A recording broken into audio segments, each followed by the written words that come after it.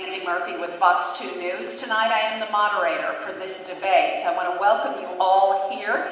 Thank you for coming. We do have quite a few seats, especially in the front, as people start to come in, and if you're looking for a place to sit. I know the parking may be a little bit of a challenge out there, but we welcome everyone here tonight to the debate on whether to legalize marijuana in Missouri. The goal tonight is to get the information out on both sides of this issue. We want to get this information out in a respectful and professional manner. That is the goal tonight, is to talk about the facts on both sides and to be respectful of our panelists here who are giving of their time to discuss this very important issue. This is an issue that draws strong opinions on each side, and we respect those opinions. But again, I want to stress, please be respectful.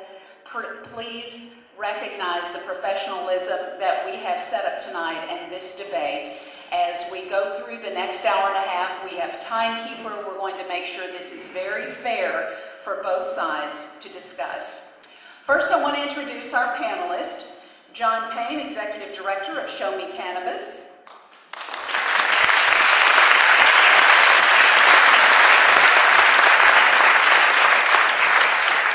Sergeant Jason Grellner, Vice President of the National Narcotics Officers Association Coalition.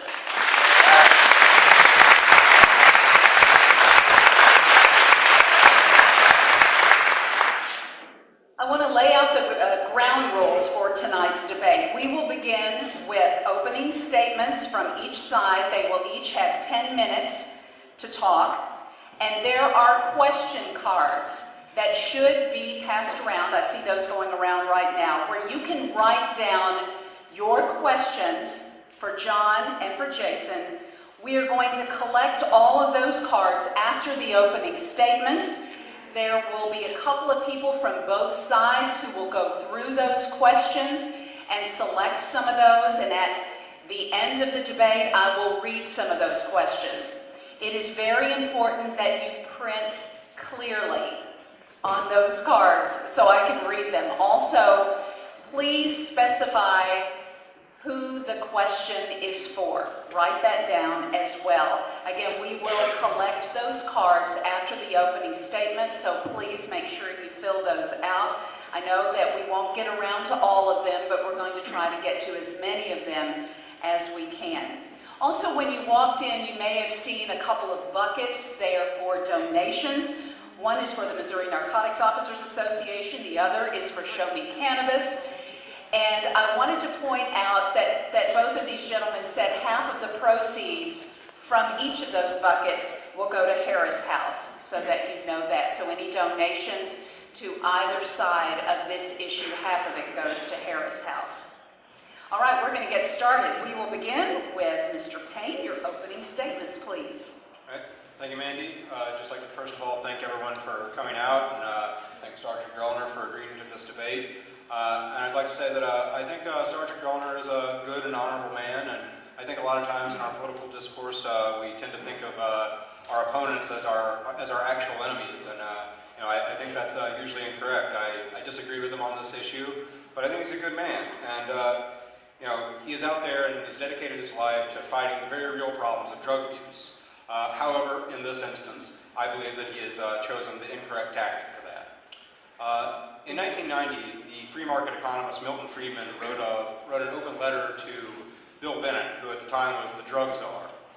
And they were personal friends, but Milton Friedman thought that the drug war was a bad idea, that it would end up infringing upon our civil liberties and not actually deterring drug use. And so he quoted Oliver Cromwell as such: "I beseech you, in the bowels of Christ, think it possible you may be mistaken." And so I would like to ask Sergeant Grellner to think it possible that your view may be mistaken. Also in this debate, I think we get lost in the fact and dispute over whether marijuana is a good or bad thing. I think, like most inanimate objects, it's all about how it's used. It is neither good or bad, it's all in how it's used. If you're someone who needs marijuana for medicine, if you're a cancer patient who requires it to be able to hold down your food after receiving chemotherapy, I think that's obviously a good thing. But if you're somebody who's, kind of wasting their life away playing Xbox and doing nothing but smoking marijuana every day, I think that's a bad thing. So I mean, it has both good and bad properties, and we bring those properties out in the way that we use them. The real question is, should criminal law be brought into this equation? Is this something that the criminal law should deal with? As the Declaration of Independence says, governments are instituted among men to defend our rights to life, liberty, and the pursuit of happiness. And I think arresting somebody for cannabis does none of those things. And in fact, I would argue that it actually destroys those rights in a lot of cases. And it also certainly incurs large costs that have to be borne by Missouri taxpayers. The state of Missouri and its cities and other localities spend $90 million a year on fighting cannabis. That is according to a study that was done by Jeffrey Meyer at Harvard University last year. And we also forego $59 million in tax revenues that we could have if we tax cannabis in a manner similar to alcohol. That totals up to about $149 million. As a point of comparison, we spend $136.4 million in fiscal year 2011 on our entire community college system in the state. So the state of Missouri is spending $13 million more to prohibit cannabis than it is on its community college system. To me, that seems like a misplaced priority. Another way to look at this is the opportunity cost to law enforcement. What are they doing that they could, they're making all these marijuana arrests, what could they be doing otherwise if they weren't doing that? So in 2011, there were 18,818 arrests made for possession of marijuana, 1,823 for the sale or manufacture of marijuana. And all other drugs combined, 15,905. That means that they're making 30% more arrests for marijuana than for all the other drugs combined. So methamphetamine, cocaine, heroin, all those, there are 5,000 fewer arrests than for marijuana. And I think we would all agree that those drugs are more dangerous than marijuana. So why are there 30% more arrests for marijuana? Again, I think this is a misplaced priority. And then we can also look at the clearance rates for other crimes. Clearance rate is when the police have made an arrest and the prosecutor has brought charges for a crime. So that means that someone has committed a crime and they've been arrested and charged for it. Now, in 2011, there were 26,852 violent crimes committed in the state of Missouri. The clearance rate was 50.8%. That means that 49.2% of cases, there was not an arrest made or charges were never brought. That's for violent crime. Now, you talk about property crime, the rate is even lower. It's 20.6%. So in 80% of cases nearly, an arrest is never made, charges are never brought. So let's say someone steals your car. There is about a 1 in 8 chance that someone will actually be arrested and charged for that crime. Now, it seemed to me that it would be better for the police to be out pursuing robberies, car thefts, rapes, murders, that sort of thing, than to be arresting people for the possession of marijuana. I think any arrest for possession of marijuana when some of these cases aren't cleared, seems to me a waste. Now that's all a little abstract. That's a lot of numbers. Sometimes you need to think about it in terms of individual human people. And I think if we look at the case of Jeff Mazansky and Ronald Wayne Greer, I think that illustrates it nicely. So Jeff Mazansky is a guy from Pettis County, from Sedalia, and he is currently serving life without parole for a marijuana charge. He had prior offenses, and so when he was caught up in a conspiracy charge, the guy he was with had 4 pounds. He did not actually have any on him, but he was caught up in the conspiracy to distribute, and he was sentenced to life in prison under our prior persistent drug offender laws. And when you're sentenced under those laws, there is no possibility of parole. And so he's been in prison since the early 90s, 20 years now. Now, around the same time, a guy named Ronald Wayne Greer was convicted of attempted rape in Pettis County. And he was eventually let out in the latter part of this last decade. And shortly thereafter, he reoffended. He raped somebody near Katy Trail. And when he was being taken back to prison, he assaulted one of the officers, overpowered him, and took control of the vehicle and set up a 4-county manhunt. Now, it seems to me that we'd be better off if Ronald Wayne Greer had received the life without parole sentence the first time that he tried to commit rape, as opposed to the second time, and a guy like Jeff Mazansky, who has never committed any violence, should be the one who was let out early. But again, that's the sort of priority, the out-of-whack priorities that are created by cannabis prohibition. But perhaps most important of all, cannabis prohibition does not actually achieve the goals that it is set out to achieve. It is designed, presumably, to stop people from using cannabis. But there appears to be no relationship between the amount of arrests for marijuana and the use of cannabis. So, for instance, the greatest increase in the arrest rate for marijuana occurred during the 1990s. In 1992, police made 131 arrests per 100,000 people in the country. By 1998, they were making 250 arrests per 100,000 population, or about 700,000 arrests every year for possession of marijuana nationwide. Now, this does not seem to have the intended impact on any important metric, such as price, potency, or use rates. According to the Office of National Drug Control Policy, the price of cannabis per gram declined by 16% from 1990 to 2000. The average potency of cannabis increased by 53% over the same time span. And past year use increased from 7.9% in 1992 to 11% in 2002. So despite all the new arrests, the price decreased, potency increased, and more people were using it. That does not sound like a successful policy. Moreover, the people who were most likely to be using it were teenagers. So the people that we are most interested in keeping from using it were the people that were most likely to be using it under this policy. Among high school seniors, use nearly doubled in the 1990s to about 40% from 40% in the past year and 20% in the past month. That brings me to my next point, that the most vulnerable groups are the ones who are least likely to be deterred by prohibition. Teenagers do not think about long-term consequences. In fact, that's one of their defining characteristics. It's one of the reasons we don't let them make a lot of decisions, because they're not capable of really thinking about the long term. And so they're not going to understand the full ramifications of a policy that can cause them to be arrested, to lose financial aid, to go to college, and to have a lifetime criminal record. Those ramifications don't sink in on them because their minds are not really fully capable of processing them. And so they're the least likely to be deterred by a criminal penalty.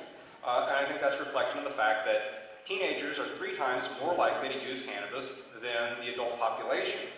So there's a past month use rate of 22.9% for teenagers compared to 7% for adults. Oh boy, we're short on time here already. All right. Now, I don't think that we can solve all these problems, but I do think that if we take this out of the criminal market, if we legalize, regulate, and tax cannabis, then we can ameliorate those problems to a large degree. We've had a great deal of success in battling the harms of alcohol without ever having to arrest somebody purely for the consumption of it. We are better able to enforce DUI laws because of the fact that we focus on that, not the actual drinking itself. So traffic fatalities from drunk driving have declined by more than 60% since 1982, from over 25,000 to 9,878 in 2011. And the 2013 data that we have so far indicates that it's continuing. 40% of the population smoked cigarettes in the 1960s, but by 2008 it was only 21%. 17.1% of high school seniors now smoke cigarettes in 2011. So that's actually lower than the 22.9% who use cannabis. And that's despite the fact that cigarettes are legal for many high school seniors. So clearly we're having more success with legal regulated products than we are with cannabis. So I think that's the direction we should move with marijuana. John, thank you.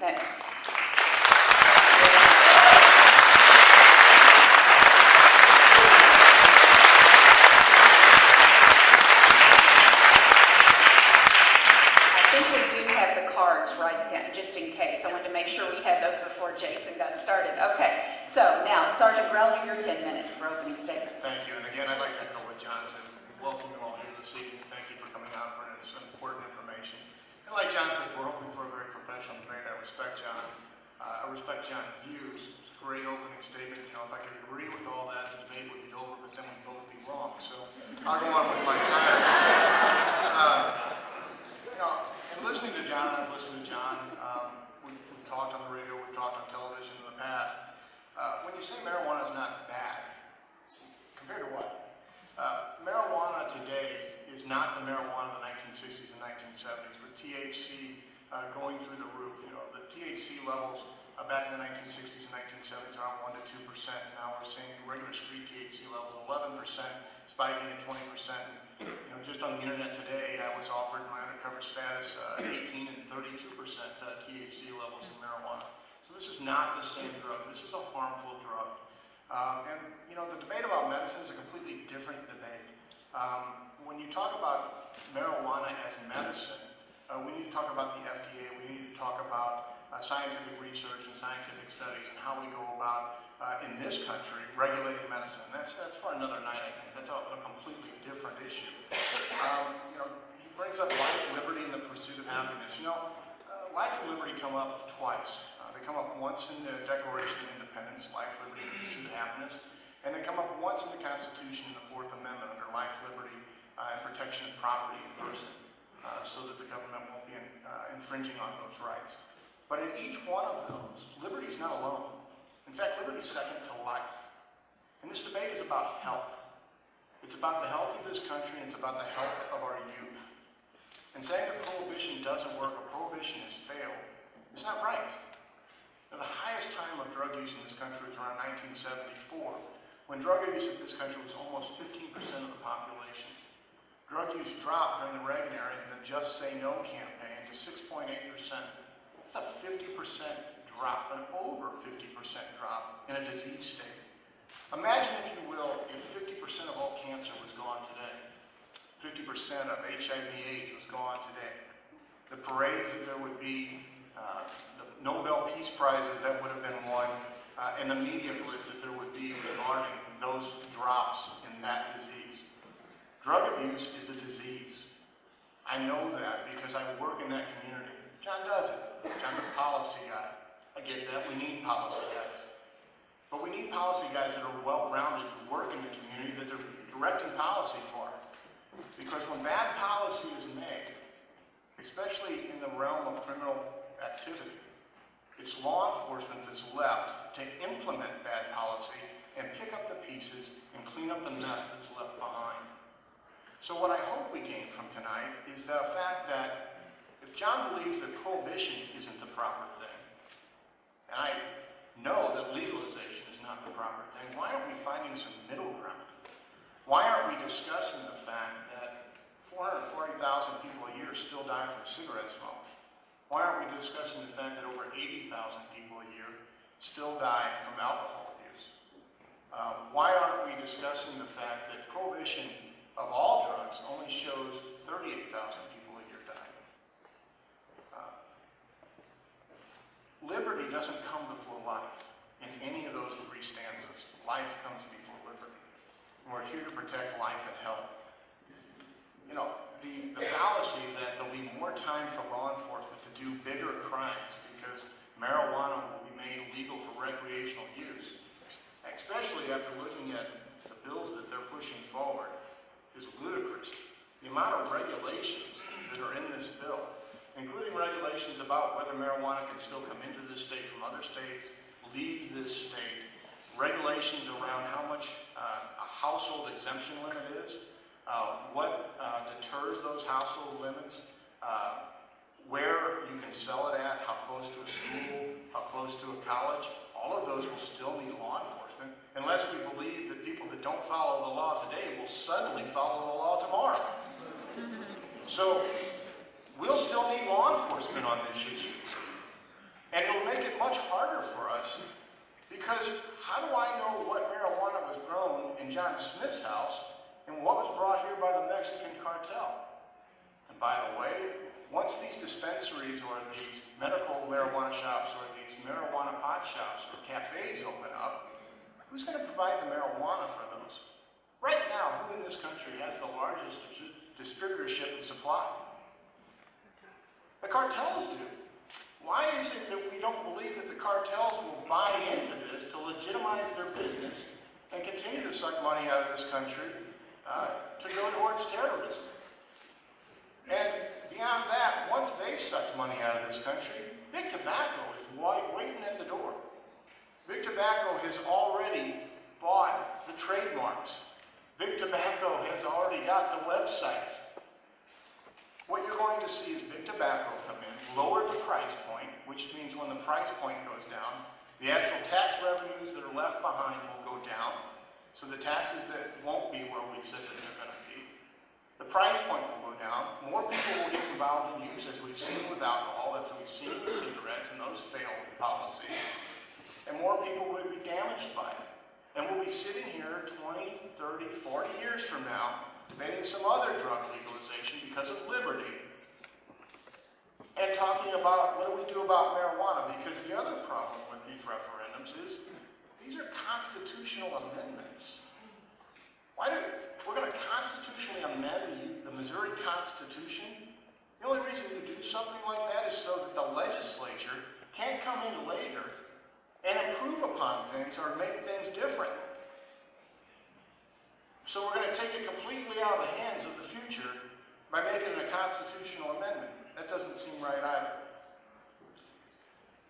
Prohibition does work. Again, as you've seen, the number of people dying from drugs that are already regulated, alcohol, tobacco, and how about prescription drug abuse that kills approximately 14,000 people a year? One of the most regulated industries we have, regulated from the minute the chemical comes into this country, to the production, to the prescribing, and then to the dispensing. And yet 14,000 people a year die from it. Under prohibition, as people like to say, nobody dies from marijuana. So why don't we talk about the real problem are the drugs that are killing people. Alcohol, tobacco, prescription drug abuse. When you talk about why are there such high rates of arrest for marijuana, it's the most widely abused drug behind alcohol. When you look in 2008 percentages, it's 4 times as much as pain relievers, 4 times as much as cocaine, 10 times as much as tranquilizers, hallucinogens, stimulants, 20 times as much as heroin and inhalants. Of course you're going to arrest more people for marijuana. It's the prevailing drug of problem. So in Greece, you're going to see 30% increases in arrests. Do you think that each day I tell my people to go out and find marijuana? Or do you think that people and police officers who are making arrests for other crimes stumble upon marijuana in people's pockets because it is so prevalent as an illegal drug? And who do you think commits these violent acts that we talk about here? Because when I talk to law enforcement across this state and in big cities and in rural areas, and we talk about who's committing crimes, it's those suffering from the disease of addiction. And what we really need to be talking about is how we better serve those individuals when they get into the legal system. Because many of them find their way into our drug court system through arrest, and then find their life in sobriety through the legal system. And we need to have a better way of encompassing more people that find their way to a life of rehabilitation and sober living through those sorts of things. Because we have spent a lot of money on law enforcement, and we need to spend a lot more money on prevention and rehabilitation, because this is a discussion about health. Thank you.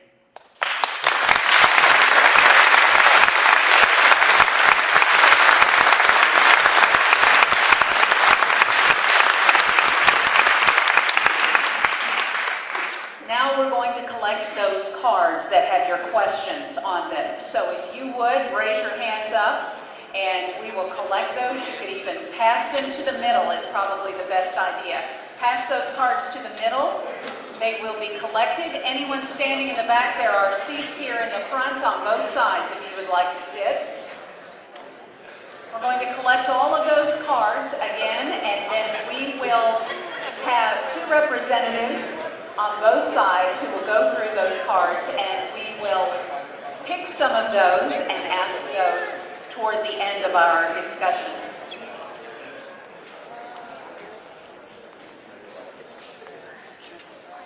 Again, there are seats on either side of the aisle if you would like to have a seat. It does not matter where you sit. It does not make a statement. So you can sit wherever you want in this room tonight. That is not, there is no either or. It's all one room where we are discussing both sides tonight. Continue to pass over those cards. This will be the only time that we take those cards because we want to get a chance to go through those. Anyone left, you can raise those up. We have someone over here on this side. Please pass those cards to the center, and we will take them. How you doing? Good. How are you? Anyone else? A couple more in the middle, and I think we're in good shape. All right, each side had 10 minutes for their opening statements. Now each will have 5 minutes to kind of cross-examine what the other one said. And John, we'll start with you. You heard Sergeant Grellner's opening statements. What do you have to say?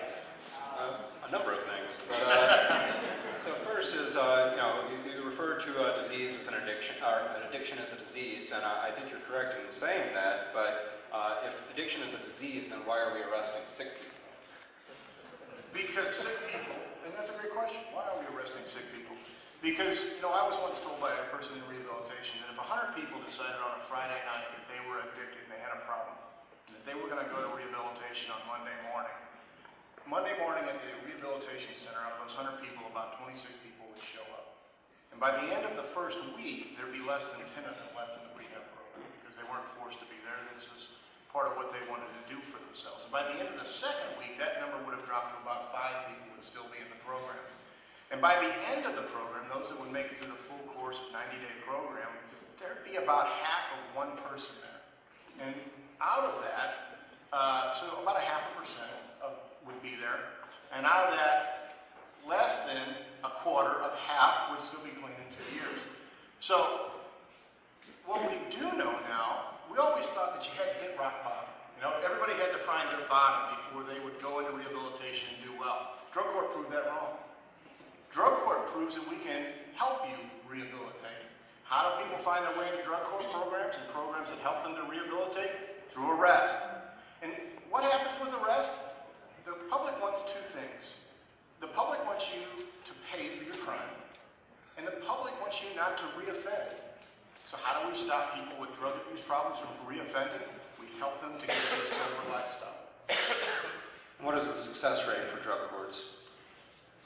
Success rate, well, it's much better than the 77% or higher recidivism rate that we have. When drug courts first started, they had success rates well above 70%. To tell you the truth, at the current time, I don't know what those success rates are, but what I can tell you from my own experience, because I'm a member of the drug court team, is that what we're seeing is that we're being forced in the drug court community to take on the more hardened individuals with many years of drug psychosis and drug problems. But what I can tell you, because I sit in on the reviews of these individuals, and I get to talk to these individuals, and I get to be in programs with these individuals, that almost to every man and woman in the program started their ladder of addiction in the early stages of life between 8 and 14 years old with marijuana and alcohol. Don't disagree with that, that most people start out with alcohol. That is actually what the research shows. Brings me to my next point. You say prohibition works. Simple yes or no question here. Would you return to alcohol prohibition then? So simple yes or no. So yes. Have I stopped beating my wife? Really? Is that what we're going to go into? Simple yes or no. I didn't know I was in court. Yeah. Have I stopped beating my wife? I don't know, John. Have I stopped beating my wife? No, that's not a simple answer.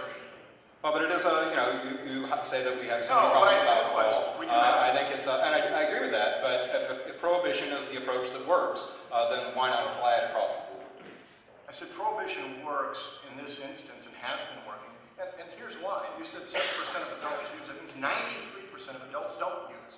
21% of adolescents use it. That means 79% don't use. So how does it not work? Well, if there's over 100 million people who have it at some point used in their lives and 19 million who currently use, it seems like you can't arrest 19 million people. You can't arrest 100 million people. And any policy that makes a third of Americans, well actually more like 40% of Americans, a criminal would seem to be a problem, would it not? No, but we can also find, again, common ground where we can sit down and talk about how we attend to these people once they get into the system. I'm not saying that, somewhere down the road we don't need to talk about, you've got expungement throughout the latter part of all of the bills that you've brought forward. Indeed, I believe you referred to that as one of the most worst parts of it. Now, one question I also have is that, before marijuana prohibition was enacted, there was a vanishingly small portion of the population that used cannabis in a recreational way anyway. So how is it that a policy that's successful has seen an explosion in use rates such that nearly half the population has used cannabis, whereas in a country like the Netherlands, where it's officially been tolerated, or unofficially been tolerated for the past 40 years, they have lifetime usage rates half of what we have. Well, first off, I don't know that those studies are correct, and I don't know the studies that you're talking to. And I can email them to you if you like. That'd be great.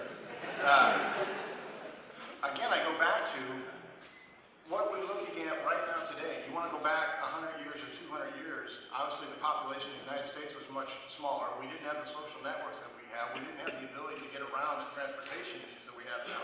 So you're talking Sergeant Greller, I'll step in. That's where our 5 minutes ends for that, but we're going to start off with you, starting your cross-examination, and your 5 minutes begins now. And thank you. John, going forward, throughout the bill, we talk about how we are going to keep, if this becomes a legal product for recreational use, that we want to prevent it from getting into the hands of children. How are you going to do that? I think pretty much the same way we do it with alcohol and tobacco right now. I'll tell you this. I was in high school not that long ago, and it was a lot easier to get marijuana than it was to get alcohol and tobacco. The simple fact of the matter is that I could get it at school. I rarely had to leave to buy it. And you know what? Most of the people I was buying it from were people that were at school with me. So not only does prohibition provide the incentive, provide the access to kids, it also encourages kids to become dealers, because it's a lot easier to make a few $100s flipping quarter pounds at the high school than it is to flipping quarter pounders at McDonald's. I see. So you were saying in your high school it was easier to get marijuana than alcohol, but in a 30-day study in Missouri from 2012, students responded from middle school through high school that alcohol was 16.9%, marijuana was 8.6%. So what you're saying, what we can look forward to in Missouri is a doubling of our marijuana use to meet alcohol, because we want to treat it like alcohol. I'm unfamiliar with that study, but I will tell you that monitoring the future... I can email it. Well, that's fine. I think I can answer it to you. I've got it here on the table. It's monitoring for the future. Well, no, that's not a Missouri study, then. That's a nationwide survey. But Monitoring the Future survey has consistently shown for several years that marijuana is more accessible to high school seniors than it is than alcohol is. And what do you say about studies that have shown in states with just medical marijuana, the fallacy of medical marijuana, smoked cannabis, that rates in those states are higher than any other states? I would respond with a study by Daniel Reeves at the University of Colorado, Denver, that looked specifically examined the relationship between legalization of marijuana use at school, this is legalization of medical marijuana, whether the teen was offered drugs on school property and alcohol and cocaine use. The results provided no evidence that medical marijuana legalization led to increases in pot use at school, the likelihood of being offered drugs at school, or the use of other harmful substances. The researchers also looked closely at state surveys of youth risk behavior and didn't find such evidence. And now that's a study that holds constant for other variables, so it's not just a simple correlation study. Because they have found that in states that have higher marijuana use than other states, they tend to have laxer laws, which isn't a surprise. But the causality is running in that direction, not the direction of the laxer laws cause greater use. Really, so the perception of harm in those states is not lower to the youth, because what we do know equivocally is that as perception of harm goes down, use goes up. And so by legalizing something, most people then believe that it's safe. And when people begin to believe that things are safe, especially children, as we've seen with the increase in prescription drug abuse, because it comes from the doctor and it comes from a pharmacist, it must be safe, then use will increase. And how can you say that if mom and dad are growing marijuana in the house, that youth won't be drawn to using marijuana? I would say that if legalization purely equates to people perceiving it as safe, then how is it that perceptions of safety of cigarettes have gone down dramatically? Very few people think that cigarettes are safe anymore, teenagers included, and that's one of the things that has driven use rates down. And that's a perfect example. You're exactly right. And the reason is because we have worked hard and put money from the tobacco industry into education and prevention, which we're not putting into these programs at the current time. Well, my bill would do that for marijuana, so I think that's exactly the. So you want to use money from taxing marijuana to pay for the problems that marijuana is going to cause, and put it back into prevention to prevent people from using the marijuana that we're going to legalize. The problems that are already there. The problems aren't going to be created by legalization. The problem already exists. 40% of the youth is already using cannabis right now. 40%. A minute ago, 20%. Well, 20% is the monthly use rate. 40% is the yearly use rate. 40% is a lifetime, not yearly. It was have they tried it in their lifetime. The 30-day period gives you a better look at who's actually using, because it's in the last 30 days. So when you look at the 40%, it might be somebody offered it to them and decided they just never want to do it again, which, by the way, the number one reason that people don't use cannabis, when asked in surveys, both adults and children, is because it's illegal. So what will happen by taking away that argument? Well, I can tell you that the statistics don't bear out that there is actually an increase in use. How do we know that when only 2 states have legalized it and it doesn't go into full effect until January? How does it not bear out? How can you even tell by now? Well, We'll step in there. The 5 minutes is up on that part of the discussion. Now, John, you have a 5-minute rebuttal of some of the things you've heard from Sergeant Grellner, and that starts now. One of the issues that Sergeant Grellner brought up is that he said that THC levels have increased dramatically over the last 30 years. And that's absolutely true. I said the same thing. I will say that that is not as much of a problem with cannabis as it is with other drugs. The issue when purity rises as being a very detrimental problem occurs when you're talking about something like cocaine or heroin, where it can actually kill you if it becomes too pure. It's a big difference between drinking a beer and drinking pure grain alcohol. One is much more likely to actually kill you. Cannabis, however, THC is pretty much impossible to overdose on. So this is actually something that can make it safer because you have to consume less cannabis for the same effect. So instead of, I can speak, again, first-hand experience. I don't use cannabis now, but I did quite a bit when I was younger. And back then, we smoked a lot of very bad marijuana, and it took a lot of it to get you high. Whereas now, people smoke a very small amount, and it doesn't have the same effect on your lungs. In fact, in states where it's become legal, I was just out in Denver not that long ago, very few people actually smoke marijuana anymore at all. People have moved to vaporizing systems, things that are like e-cigarettes, and so there is harm to the lungs that's caused by combustion, and that's pretty much gone away in states where it's become legalized. I appreciate, Sergeant Grellner, that you have worked a great deal on the front lines of the drug war, and that you've seen a lot of drug addiction. But just being in law enforcement doesn't give you a monopoly on that. I grew up around quite a bit of pretty bad drug addiction where I come from. Poplar Bluff for a while when I was growing up was known as the meth capital of the world. I don't know if that was entirely true, but it was a bad problem. Now you work in Jefferson County, my friend. Well, back in those days, actually, we did have use rates higher, or meth lab rates higher than Jefferson County. But regardless, it was a bad problem, and I've seen it firsthand. And I will tell you that seeing people get arrested over and over again, that didn't usually help them out of their drug problem. It usually caused them to sink farther into it. And so I think I do agree that there should be more money available for treatment, that people need to be able to get help if they need it. But treating every single user like an addict, especially when we're talking about marijuana, not every marijuana user is an addict. Not every one of them needs treatment. And treating them that way, I think, is more likely to cause problems because you're taking away their options of being able to lead a successful career, being able to get an education. You take that sort of thing away, then they don't have a whole lot left in their life. Where drug addiction comes from is when you have a blank spot in your life and you're seeking to fill it with something that isn't actually going to work. You're unsuccessfully medicating yourself.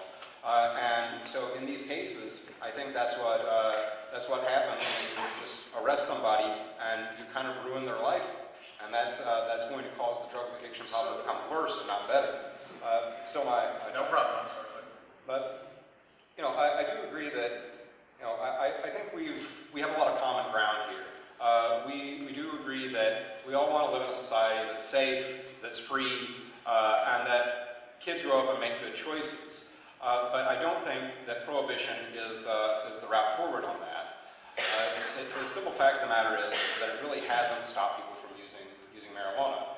And so if you want these things if you want a safer society, I think we need to free up law enforcement resources to concentrate on the crimes that really matter, concentrate on violent crimes, property crimes, and to treat cannabis use and people that have problems using cannabis as a health issue, as you suggest, by increasing funding for treatment and allowing people that need help to get it. Thank you. All right.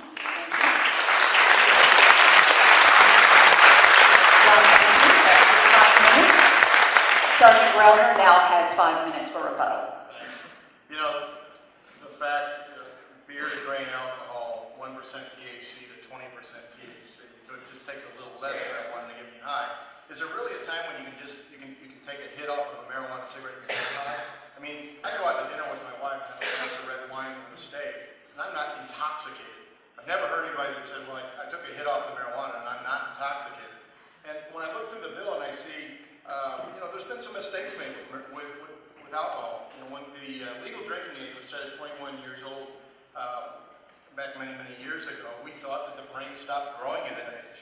And I noticed in your bill, we're going to legalize it for 21 and older, just like alcohol, when we now know that in adolescence, the brain doesn't come to full functionality until about 25 years old in males, 23 in females. So the problem I have also is there's no science involved. It's just, well, let's just do what we do with alcohol. Let's just do what we do with cigarettes, and we'll just go merrily along. You talked about the arrests of individuals each year for marijuana-related crimes, and it's about 847,000.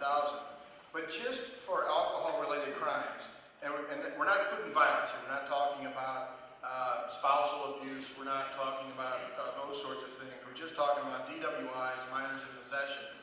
Those arrest rates are 2.8 million a year. So if you're going to free up law enforcement by legalizing it and treating it like alcohol, then we can expect that arrests for for cannabis-related crimes will triple.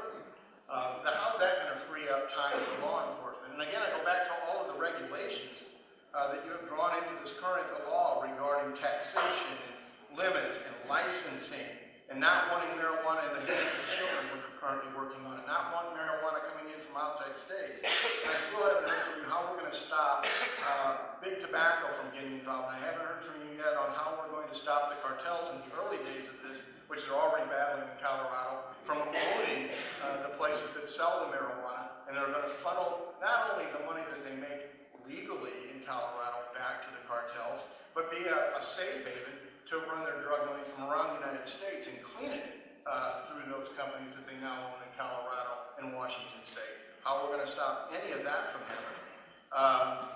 And taxes. Revenues from alcohol tax are $14 billion a year in the United States. $14 billion. We should be able to do a lot of great things with $14 billion. But it costs us $185 billion a year in socioeconomic and medical costs. And we raise $25 billion a year on tobacco, one of the highest tax products we have in the United States. And that costs us $200 billion a year. So once again, going back and treating it like alcohol and tobacco and trying to say that it's just like that, and actually it's less harmful than that, and let's just tax it, means that we're going to end up spending more tax dollars. And you look just to Colorado, they haven't even legalized. It doesn't happen until January. Just because of the explosion of dispensaries. Yeah, they had a 16% reduction in highway traffic safety deaths last year. So did the whole country. Airbags, side curtain airbags, things that we've been able to do with crumple zones on vehicles help that throughout the country.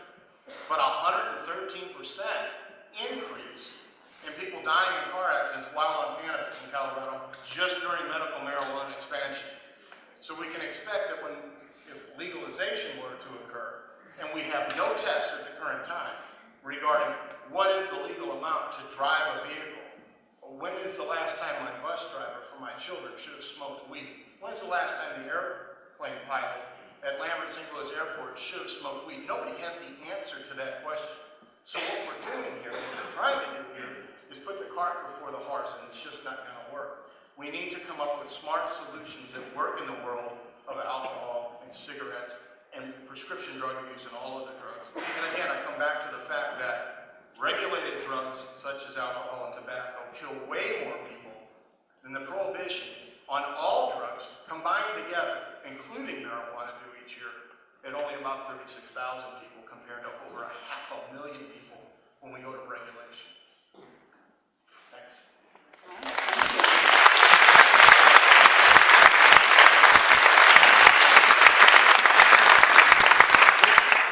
A question for both of our panelists.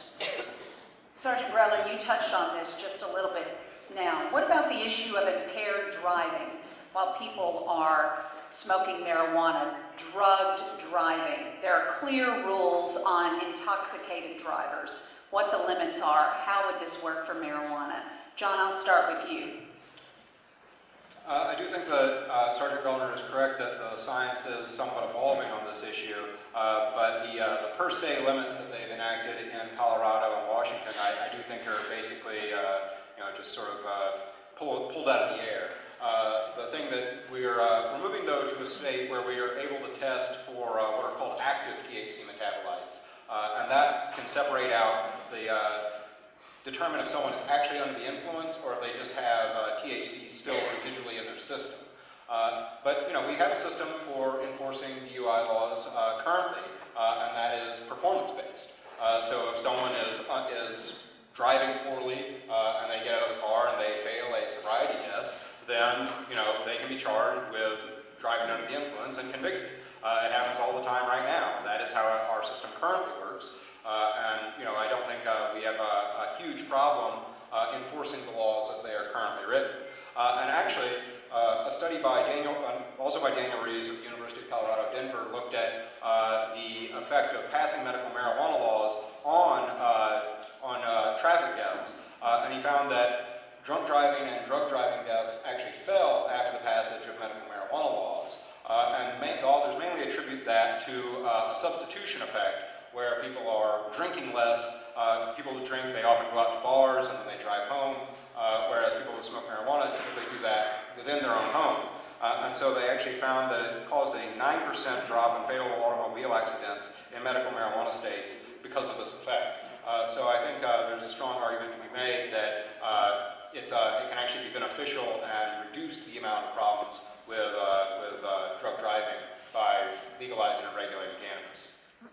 Sergeant Grellner? Legalizing marijuana makes the roads safer. That's what I just heard. I'm trying to wrap my brain around that one.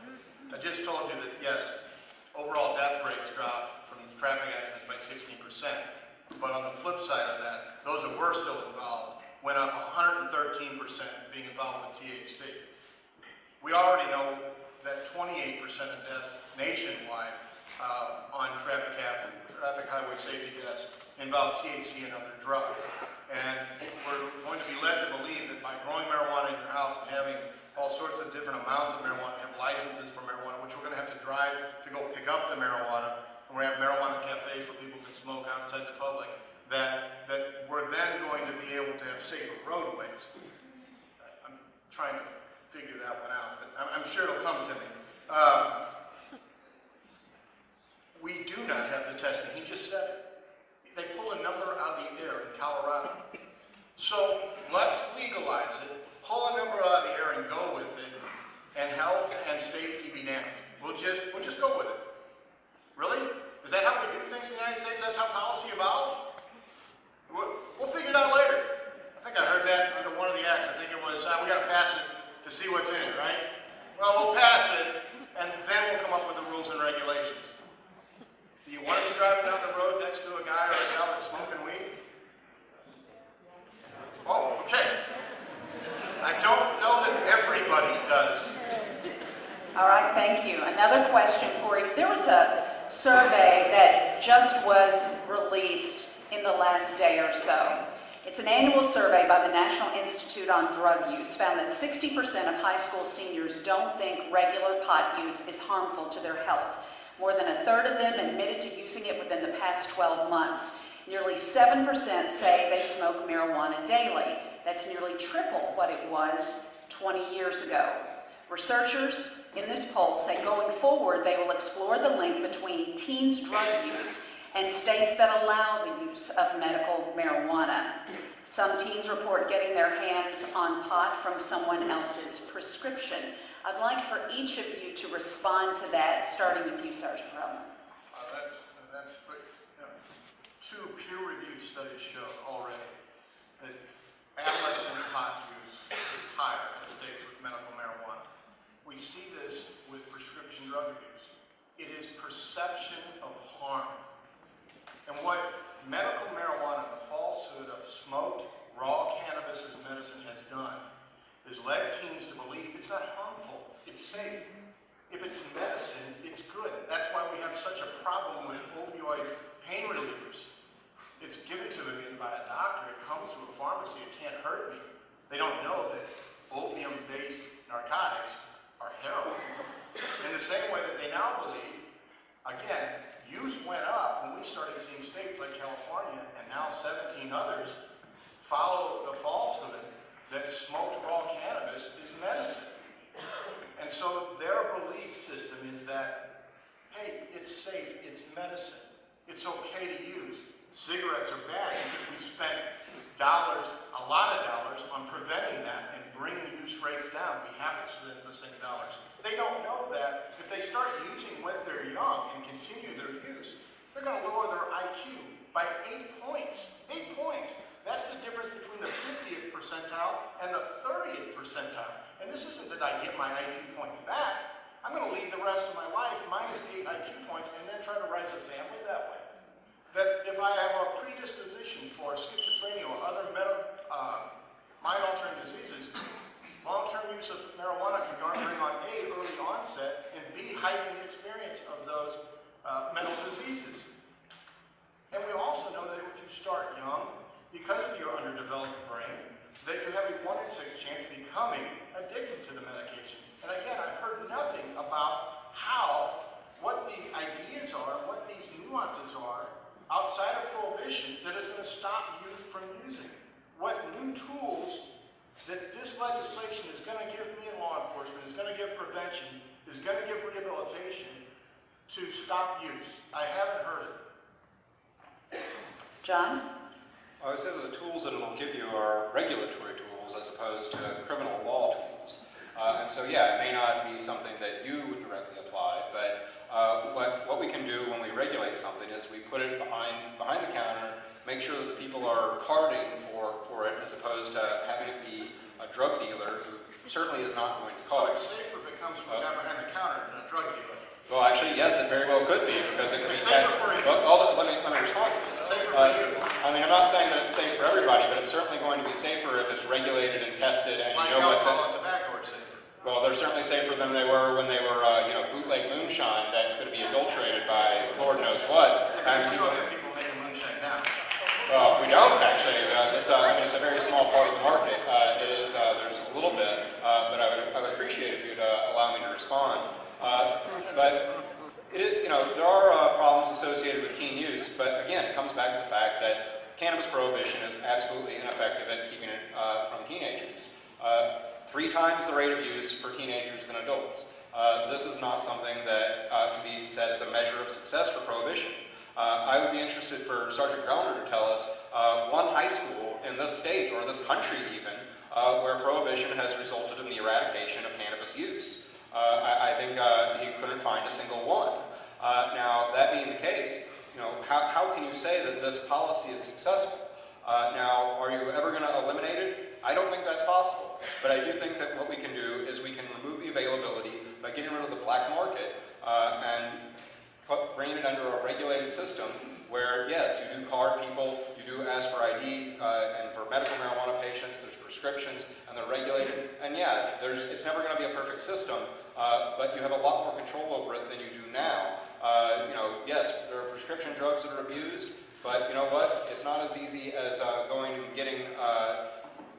buying a bag of pot off the street corner. I live in a not so great area of St. Louis, and you can walk down the street corner and buy pretty much any illicit drug that you'd like right there without any pharmacy prescription, anything of that nature. So what you're talking about is a completely unregulated system that anyone of any age has access to. I fail to see how almost any system wouldn't be an improvement upon it. Really, because we're already preventing 79%, so we're talking about 21%. And you stated you live in a not-so-nice area of St. Louis. When we do interviews, the news interviews, I haven't seen a single person in a low-income socioeconomic area of St. Louis or East St. Louis say, my life would be made better if we legalized drugs around here. What they say is we want these drug dealers off our streets and out of our neighborhoods and gone from this area, and we want you to fight drug abuse, is what they tell me. And that was what they tell the news crews. So, and I keep shying away from the fact that people are going to grow marijuana in their house under your law. Yeah. So exactly how do I keep my kid from spending the night at a buddy's house and his mom and dad are growing weed in the house and they have marijuana brownies brownies and marijuana cookies and marijuana candy, how do I keep my kid from hanging out there and eating any of those, not knowing that they're not just regular? Because mom and dad aren't home to tell you. You've already seen in Colorado where we've got kids under the age of 5 showing up in emergency rooms after eating marijuana-laced chocolate, marijuana-laced cookies, marijuana-laced candies, that they had no idea at the age of 5 what marijuana is. May I recommend that, to keep your kids from doing that, you be involved in their lives and talk to them.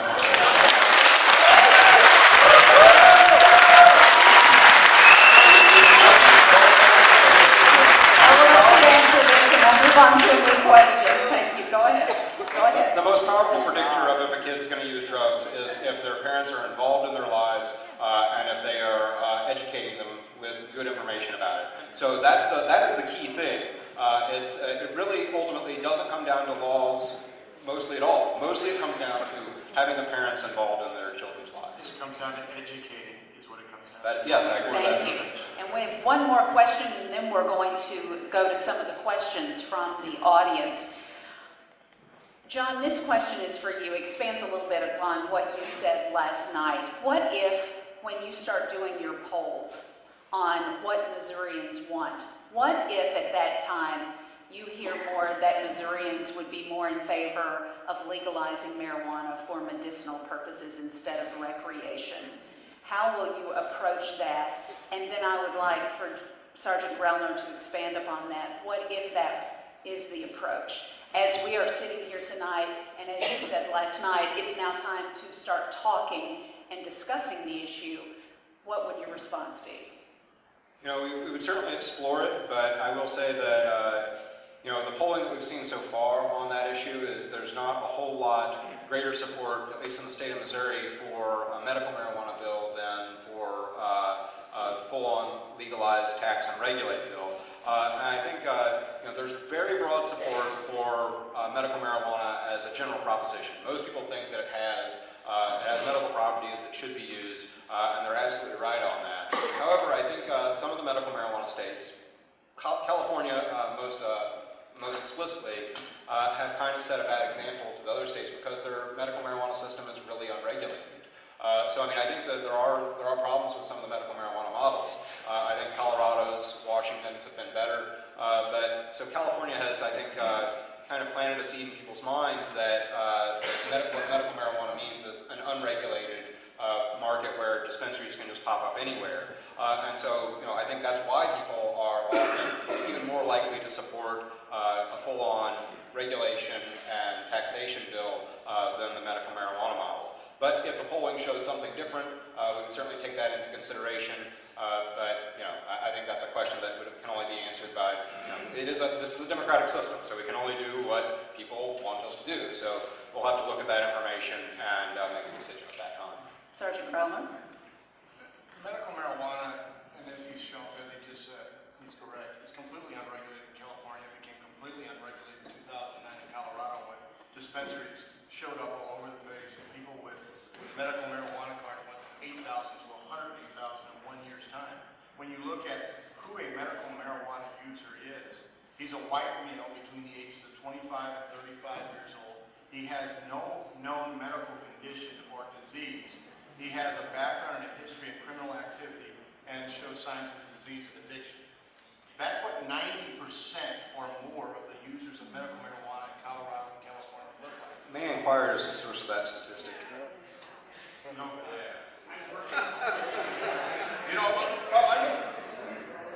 I'll email it to you. How about that? Okay. When you hear about people in California that are getting marijuana for athlete's foot, when undercover officers are buying marijuana from dispensaries because their butt itches, I think it may be an unregulated market. And that the fallacy is that we brought medical marijuana forward without using the FDA procedure that we should. There are already 3 FDA-approved marijuana medications on the market that can be dispensed by doctors. There are 3 more in final round testing, and there's testing that goes on every year. Although it's a Schedule I drug, you can get permits, and many do, to look at it. When you look at this, why are we in the space that we are with the synthetic cannabinoids? is because of research into the medical usefulness of marijuana that explored all these cannabinoids, which, by the way, goes back to drug driving. We talk about one chemical in marijuana right now. We talk about THC. There are over 200 different cannabinoids and 400 different chemicals in marijuana. That's not the same as alcohol. When we talk about alcohol and drunk driving, we're talking about ethanol intoxication. There are many cannabinoids in marijuana that are like THC chemically, are like THC physiologically, but aren't THC. They can also have effects. So if you're measuring just for one metabolite, then you're missing a whole host of others. And again, there has been no other medication in the United States that we have done through referendum. There's a reason we have the FDA, and it's because they need to look at drugs, make sure that they're safe, make sure the dosage is right by weight for the individual, the synergistic effects of that drug with other drug, and a whole host of other things. Make sure that manufacturing is proper and that you're getting the pure drug and not something that somebody just grew in their living room. All right, Sergeant Grellman, thank you. Sir. We're going to spend the last half hour asking some of the questions that you put on these cards. I have equal number for both of our panelists. This one is for John. Explain how the drug cartels were created by Prohibition. Well, pretty simple. When you create a black market, it creates an incentive for people to get involved in it and to sell a product that is illegal. And that selects for people that are not necessarily the same people that would have been involved in the industry beforehand. And it selects for a criminal element. So just as we had Al Capone during Prohibition, he came to power because they shuttered all the thousands of breweries that were in this country. You didn't have Anheuser-Busch and Schlafly and Miller anymore. You had Al Capone and the St. Valentine's Day Massacre. That's the sort of thing that you got with alcohol prohibition. And that's exactly what it's given us with marijuana prohibition. And the Mexican cartels are just the latest instantiation of that. But the Sinaloa cartels and La Familia have killed 60,000 people in northern Mexico over the last 7 years. And their profits are derived 20 to 60%, depending on who you ask, from illegal cannabis sales. Now, if you want to get rid of them, yeah, you can take it out of the illicit market. And are they going to try to get involved in the legal market? Probably, but you can then arrest them, and they have to be out. If you're operating in a legal market, you have to be out in the open and have people that sign licenses and apply for things. It's going to be a lot easier to enforce laws against racketeering if the business is out in the open than if it's operating illicitly underground. I mean, no one knows exactly the size of the marijuana market right now, or exactly where all the money goes, simply because of the fact that it's illegal. So legalization will allow us to know what's going on in the market, track the money, track the product, as opposed to simply just handing it over to people that are putting bodies strewn across northern Mexico. All right, this next question is for Sergeant Grellner. Do you believe that alcohol should be prohibited? Please explain your answer in light of the fact that alcohol is objectively more harmful than cannabis. Objectively more harmful than cannabis. I disagree with objectively more harmful, but do I think that prohibition of alcohol would work at this time? No, I don't think prohibition of alcohol would work at this time because it's ingrained in our social issues. It's a part of what we do after work. In some cases, it's what we do at birthday parties. In some cases, it's what people do. But that's because we can't back up alcohol, we can't back up cigarettes to say that we should then promote cannabis so that it gets to the same point is ludicrous. If I came forward today and said that I have a product that people are going to love and they're going to want, and it's going to kill 440,000 Americans a year, would I be able to sell cigarettes today if I brought that forward today? If I told you that we'd never seen alcohol before and I brought it before you and said it's going to kill 80,000 Americans and do a ton of harm to our society, would we allow alcohol today? Those are already out of the gate. We need to work on them. We definitely need to work on them. We need to bring those death rates down. We're losing too many Americans to alcohol and too many to tobacco.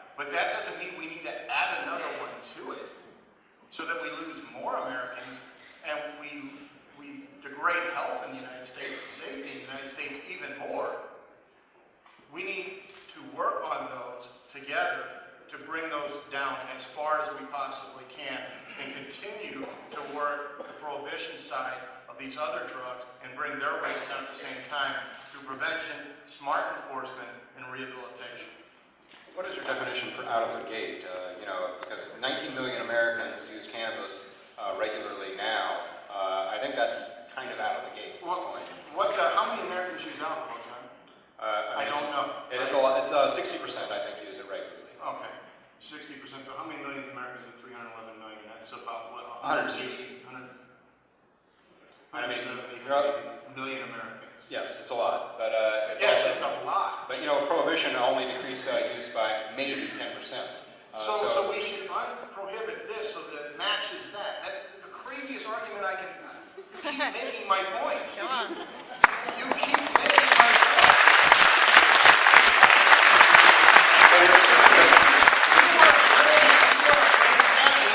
Equal alcohol and tobacco, and I'm telling you what we need to work on is bringing alcohol and tobacco down to cannabis. You assume that the functions of these things are additive, when in fact they are actually substitutes. Pretty much every bit of research shows that people will substitute cannabis for alcohol and vice versa. So if you...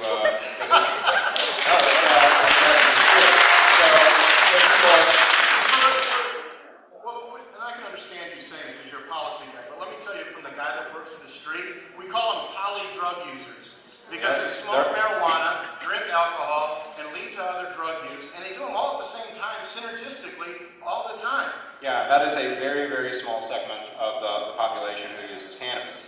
No, it's not. Yes, it is. Come work it. I mean, poly-drug users account for maybe a couple million people. Users of cannabis total account for about 19 million people. So you are talking about a fairly small segment here. All right, I have a I want to question. keep that segment small, is what I'm planning on doing. I have a question for John now. If marijuana is legalized, how will you protect youth? What policies will you put in place before legislation to ensure those under the age of 21 do not have access to marijuana? I think there's a number of things. Obviously, an age at which there's a cutoff where you cannot obtain it legally under that. And so I think that's most important. But also, you do need regulations on, I think marketing is an important thing to regulate. One of the reasons that the tobacco industry has been unable to acquire new users among young people is because the marketing was regulated. And so you don't see cigarette advertising on television anymore. You don't hear it on the radio. And so I think we could do something similar with cannabis because it does present unique harms to young people. Because I see all the advertising for cannabis now on television. Well, just because it's not advertised now doesn't mean that it's not being promoted. It's being promoted by their people's friends at school Which is the same way cigarettes are being promoted, alcohol is being promoted. Well, the people that are promoting it now have a direct financial interest in selling to kids because they are. Big tobacco won't get involved in cannabis at all. Would you rather it be Big Tobacco or the Sinaloa cartel? I mean, the Sinaloa cartel is going to go away because marijuana gets legalized, so they're going to quit selling cocaine, they're going to quit selling methamphetamine, they're going to quit selling heroin, they're going to quit all of their other. Let me ask you this: if I took a 25% chunk of the Franklin County Sheriff's Department's budget and eliminated it, would you have to make some cutbacks? Really, because what they saw in California which basically legalized recreational use. Can I answer the question? They saw a 2.2 to 4%. It was actually my question. That's I think the issue really. 2 to 4% decrease in funding to cartels in California with their liberal use of medical marijuana. Well, California is not all the nation, so yeah, it's going to be 2 to 4% hit to the cartels. But if you legalized it entirely across the board, you'd be talking about 20% at minimum, and that's what the RAND study found. Government statistics have been saying about 60%. But back to the question at hand, I do think that regulating the advertising is an important function that would keep it from being promoted to kids, and also heavily enforcing that 21 age, so that you're having people go in and do what we do now with alcohol and tobacco, where people try to buy alcohol underage and then they yank those people's licenses. Drug dealers don't have licenses to be taken up. They don't put up a bond to sell their product. they can pretty much just lose, the businesses would stand to lose something, whereas drug dealers currently do not. Well, you gotta quit. You have got to stop comparing marijuana to alcohol, because right now Missouri 30-day use of alcohol is 16.9%, and marijuana is 8.6%, and you're right, we have all of that in place. They're not allowed to market to kids with alcohol. You have to be carded to be over the age of 21, and we have teams throughout the state that stand outside liquor stores and gas stations and card people and try to stop people from buying for kids all the time. So you haven't come up with anything new. You want us to use, again, you keep making my point for me, we're going to use the same thing we use on alcohol, folks, and it's not going to get any worse, even though 2 times the number of kids use alcohol than use cannabis at the current time. And we don't even have any marketing on TV about cannabis at all. And under your regulations, we are going to have it, but we're not going to market to kids. Well, alcohol is actually used at a similar rate to cannabis among teenagers, and that's from the Monitoring the Future survey. You have about 40% use rate on both sides of that. Again, you're looking at lifetime. You're not looking at 30-day. And lifetime is people that include people who just tried it once and never went back to it. The 30-day survey gives you a better look at who's using right now. This is your question, John, so I'll let you finish up the answer on this, and we'll move on to the next one. I think I gave the... Yeah, okay, all right, you're good with that. All right, our next question is for Sergeant Grellner. Do you think that a sentence of life without parole is justified in a marijuana case? Well, here's the deal. It wasn't, so I guess we're talking about the case that John brought up earlier, the man today. First off, we don't know any of the facts about the case. John didn't give us any of the facts other than he was a Class X offender. It means he had multiple felony convictions prior to getting that sentence. We weren't there. None of us were. None of us were involved in that case. It was 1991. It wasn't 2013. We don't know the factors surrounding who this individual was, what he had done throughout Pettis County, how many times he had seen the same judge, how many other opportunities and plea bargains he had been involved in. We don't have his criminal history to see what charges he had been arrested for and never convicted of, or never pressed through because he was given probation, or SESs or SISs, which he walked down. I can provide that information to you if you'd like, and in fact it's in the Riverfront Times from the last week. The offenses were, one of them was a distribution charge of under 35 grams, one was a possession of over 35 grams, and then the final one was the conspiracy charge. And those were the charges he was convicted of, but you don't have his arrest record. You don't know all the things he was arrested for, because I can tell you this. Neither do you. Yeah, because I can tell you when we look at criminal history weeks that go forward, individuals get arrested for 17, 18, 19, 20 felonies and may be only convicted of 1 or 2 because things are plea bargained, they act as witnesses in the cases and charges are dropped, or they may be sentenced or they may be arrested for 5 charges and the prosecutor doesn't want to pile on, so they charge them with the least charge that they can, or 1 of the 5 charges, and go forward with that charge. So again, we don't know. Do I think that the guy walked, and here's the other thing about that. 1/10 of 1%, all people in prison across the United States are there for possession of marijuana. Less than 1/10 of 1%. We're not incarcerating people for having a joint in their pocket. And we're not putting, besides this one individual, maybe somebody else that's doing life as a Class X offender for marijuana. You're correct, that is the... So this is an oddity we're talking about, not the normality. It is an oddity, but an injustice is still an injustice. And also, I would say that...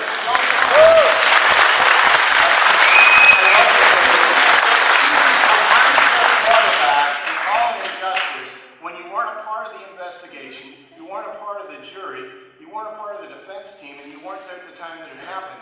So to call it an injustice based on what you now know, 20 some odd years later, is doing a disservice to those that were involved in it at the time that it truly happened, and you weren't there. It's like people asking about crimes all the time that they see on TV when they weren't there and they don't understand it. That's a big part of what happens with law enforcement.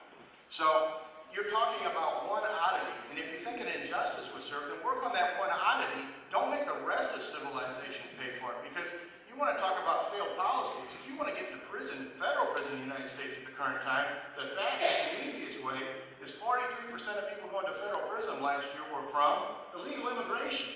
So if that's a failed policy, then I guess we should do away with border security and immigration acts, and we'll just solve that problem.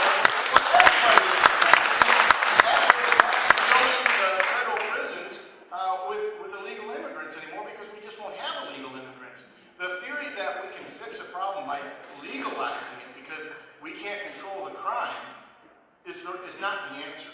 Well, federal prison is not where most people are confined, and in fact with cannabis, it's usually usually local jails. And so yes, there are actually a lot of people serving time right now for simple possession. They don't get sentenced to long prison terms. That's absolutely true. But there are plenty of people that are out there serving, a month, a week, a day in jail for possession of marijuana, and that's also actually more expensive than actual prison. We have to pay substantially more for prison or for local jails because they're not really equipped to house people for long periods of time. Again, those arrests may lead people to rehabilitation more often than not. All right, we're going to proceed with another question. This one is for John. What is the argument to keep meth, heroin, cocaine, etc. from being legalized once we begin down the road of legalizing illegal drugs? I would say that those drugs are dramatically more harmful. That is, Sergeant Governor sort of laughed off the objectively less harmful criteria about marijuana earlier, but they actually did a study in the Lancet, which is sort of like the Journal of American Medicine over in Britain. It's probably the most respected medical journal over there. And they looked at the various harms of different drugs and rated them on a scale of 0 to 100. And now this is not the final word on this by any means, but alcohol clocked in at 72, tobacco 26, methamphetamine 33, crack cocaine 54, and cannabis was 20.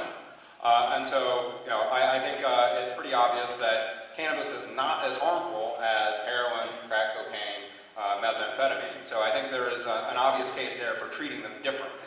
And I think that the case can easily be made that it should be treated more like the currently legal substances.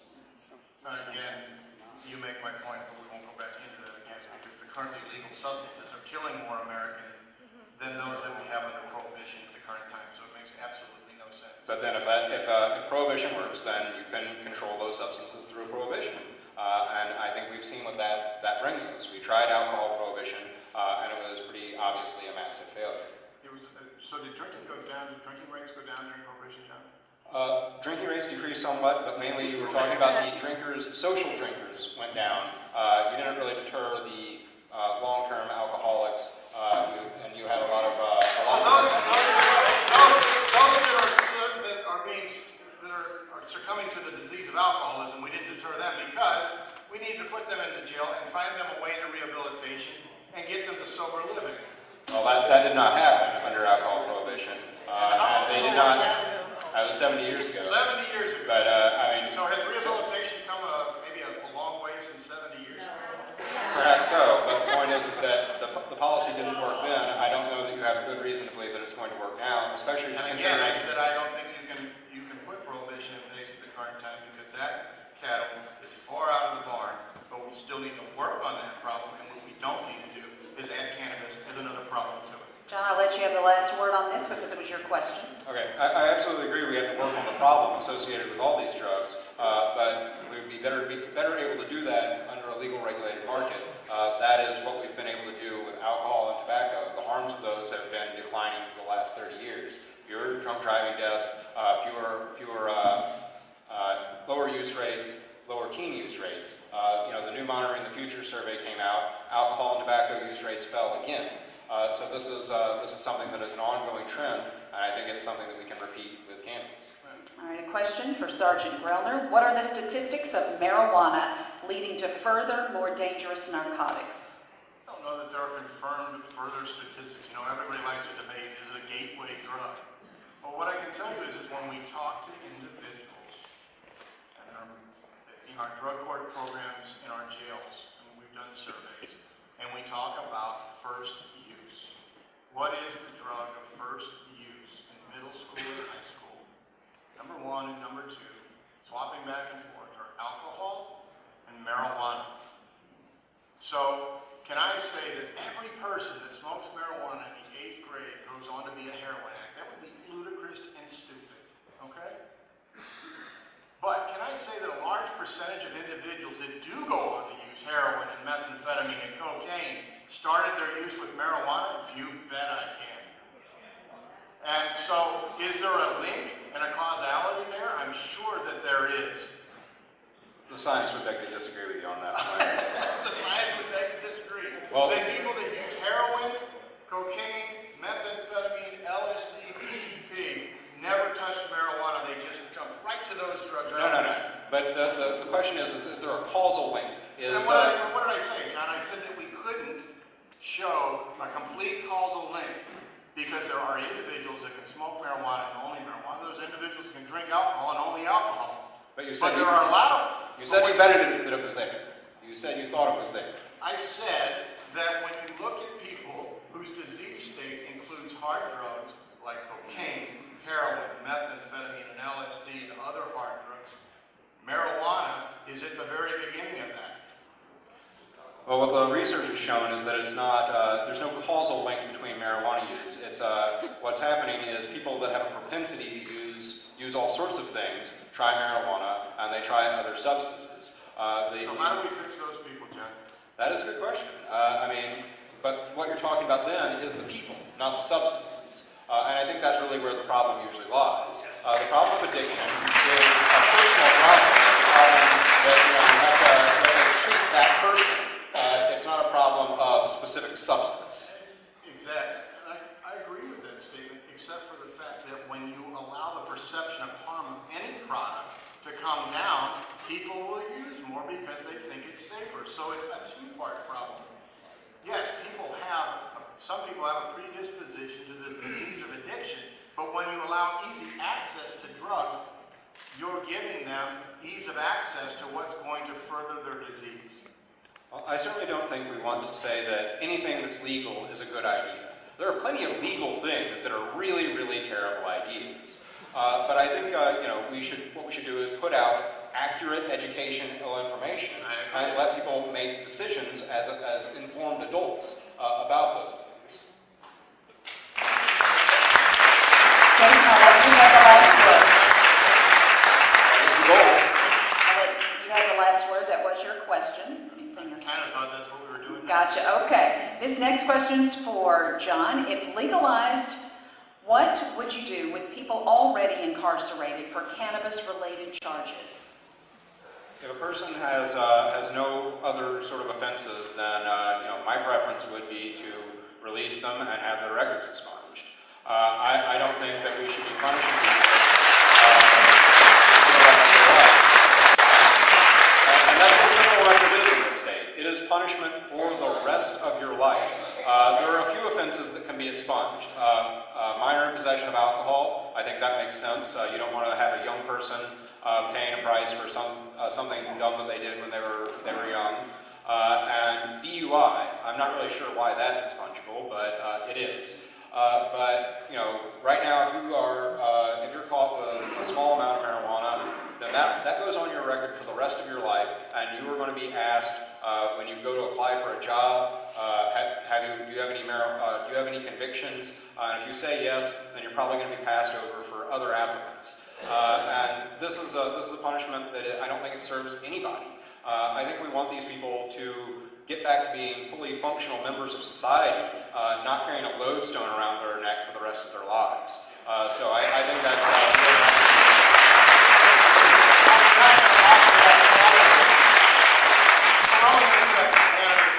We're not going to offer that forward for people that get clean off of heroin or get clean off of methamphetamine or clean up their lives and live sober for 5 years, free and clear of methamphetamine.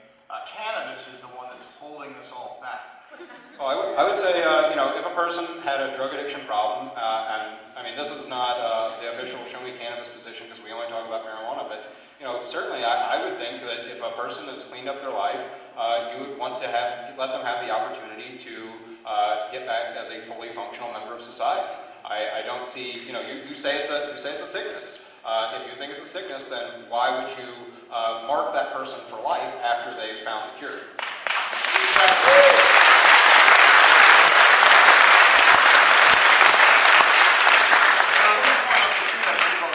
Because at this point in time, society demands it because we have laws and regulations because we believe people will adhere to them.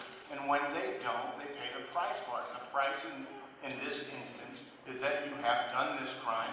And there's no way out of saying I didn't do this crime. And there are plenty of individuals who have criminal convictions convictions for drugs that go on to do great things. If you've not read the book Fearless about the U.S. Green Beret who, out of high school, started smoking marijuana through a girlfriend, which led him down the road of crack cocaine, and then became, through rehabilitation into the Army, one of the most decorated officers in the history of the Army after overcoming his decoration. There are ways around it. I don't know if there are ways around it, but I don't know why you want to throw up more roadblocks in front of that person. That's all I'm saying. I'm not throwing the roadblocks up. I wasn't the one that got caught doing the crime. Is it a crime or is it sickness? All right, John, we'll let that. Now we're going to have one last question. So each panelist had 4 questions. Make sure it's completely fair. The last one to Sergeant Grellner. Why does marijuana cause long-term users to become paranoid, sometimes experiencing psychosis when they smoke it? Well, that's a great question, and that's part of the science that we're just now starting to develop. When we look, and it comes from early use. We know that for certain. Studies that are now out show that kids that start smoking marijuana, especially if they have a predisposition already in their brain for I'm stumbling here all of a sudden. If they have a predisposition for schizophrenia, if they have a predisposition for depression, that early onset comes from marijuana use, and that the disease state can be heightened. But we don't know exactly, because the studies aren't there, what that does to adults who either have a predisposition or are dealing with it. There have been some studies that looked at schizophrenia and people who have just had schizophrenia and people that smoke marijuana while having schizophrenia, and they looked at short-term memory problems and long-term memory problems. But when you look at youth who use, and you see what it does in collapsing the brain in the same area that schizophrenia collapsed the brain, we know that there's a causal link there. We don't know exactly what it is.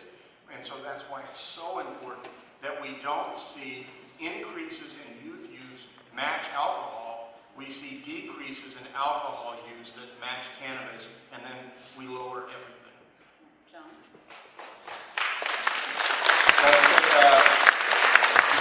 Most of the studies are looking at people that are, as you said, it comes from early use, and it's early, very heavy use, and I do agree that that's a problem. I don't think that's basically the equivalent. Most of them are looking at people that are using every day from the age of about 13 a lot of the time. And so that's sort of like saying, there are problems associated with drinking a pint of whiskey every day as a 13-year-old. Yes, there are many, many problems associated with that. So a pint of whiskey equals a joint? That's not necessarily what I'm saying. Well, but my point is that there are problems. Early use for any substance does things to the brain that wouldn't happen when they're more mature. And so, yeah, that's definitely a problem. And so what we need to do, again, I think, is reach out to kids with very accurate, factual information about this. And, when I was getting drug education, a lot of it was sort of based around scare tactics. What I think we need to do is target it with this sort of information that, look, this is something that really could do some damage to you. And that said, this is a relatively small risk, considering that schizophrenia is, not very common. You're talking about a risk that's about 1 in 1,000, and even if the causal link is there, which some of the research does dispute, you're talking about maybe doubling a risk that's 1 in 1,000 to 1 in 500. That's bad, and we should certainly combat it, but it's not, not nearly every single person who smokes a joint is going to become a schizophrenic. no, that's not what I said. Right Until that point, I was about to agree with you. We were going to end on agreement, but you're right, and he hit on the perfect point, and that is that we need to get the information, we need to get money into prevention, and we need to talk to kids about it, and we need to make sure that, because scare tactics don't work, we need to make sure that kids understand that use is going to harm them, but it doesn't just harm the youth, it harms all users. All right, we're going to end it on that note. John, Jason, thank you for this lively, spirited debate.